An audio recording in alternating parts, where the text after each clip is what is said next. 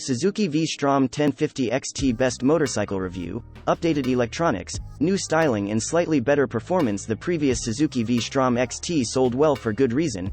It was comfortable, had a punchy V-twin motor and was outstanding value compared to other big adventure bikes.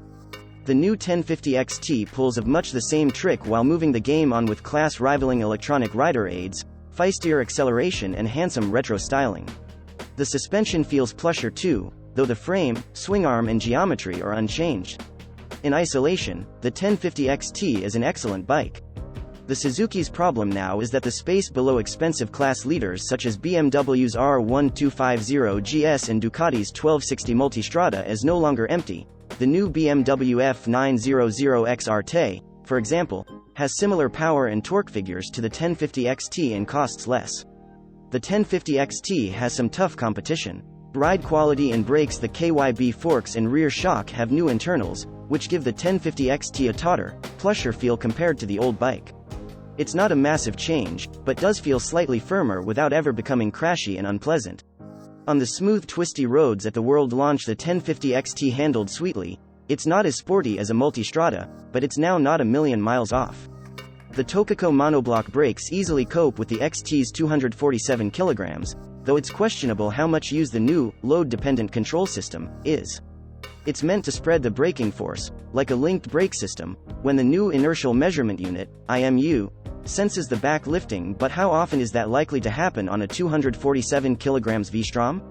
Engine. Fundamentally, it's the same engine as the old models, a 1037cc 90-degree V-twin derived from the long-dead TL1000. But Suzuki have had to make it more efficient to get it through Euro 5 emission regulations, changing the camshafts to reduce the valve overlap and fitting ride-by-wire to increase fuel metering accuracy. The upshot of the tinkering isn't much in terms of power. It's up 6 bhp to 106 bhp, and peak torque actually drops by 1 ft-lb to 74 ft-lb. But those peak figures don't tell the whole story. The V-twin engine promises slightly more performance than the old version. Suzuki has reshaped the torque curve so instead of peaking early and dropping through the mid-range, it does the reverse. So as you wind it on during an overtake, the new bike feels like it's got more go. It feels keener to get to the 9,500 revolutions per minute redline and makes the old machine's power delivery feel a bit bland. Throttle response from the new ride-by-wire is generally smooth and predictable. You can feel a slight jolt off a closed throttle at low revs, but it's never enough to become an issue during mid-corner roll-ons. Reliability and build quality. The first iteration of the Suzuki V Strom 1000, 2002 to 2008, suffered terribly from corroding fasteners, banjo bolts and so on.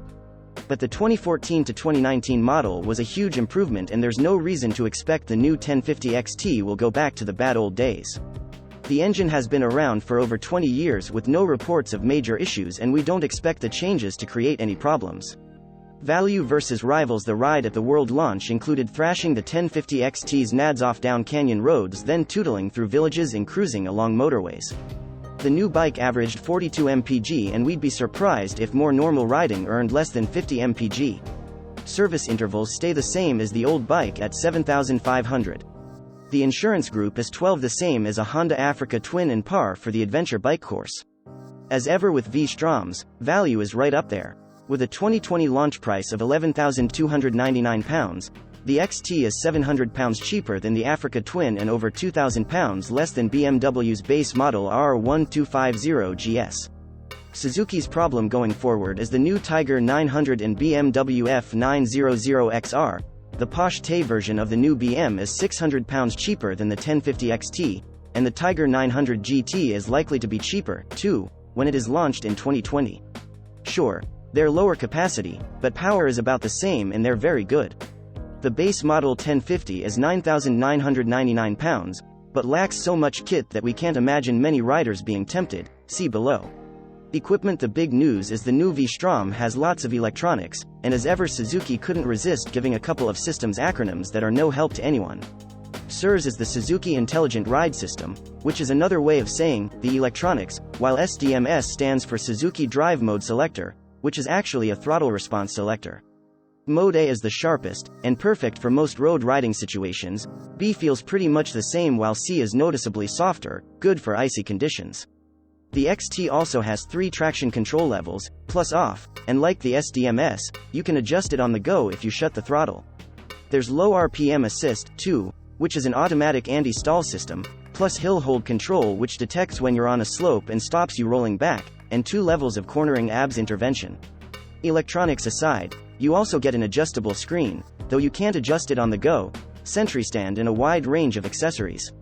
The only obviously missing kit is a color TFT screen, and the LCD one fitted looks a bit old hat.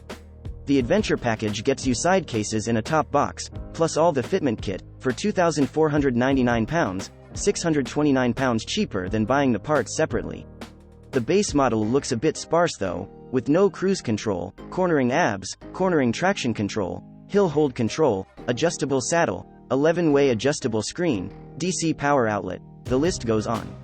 It is £9,999, but we can't see many buyers going for it.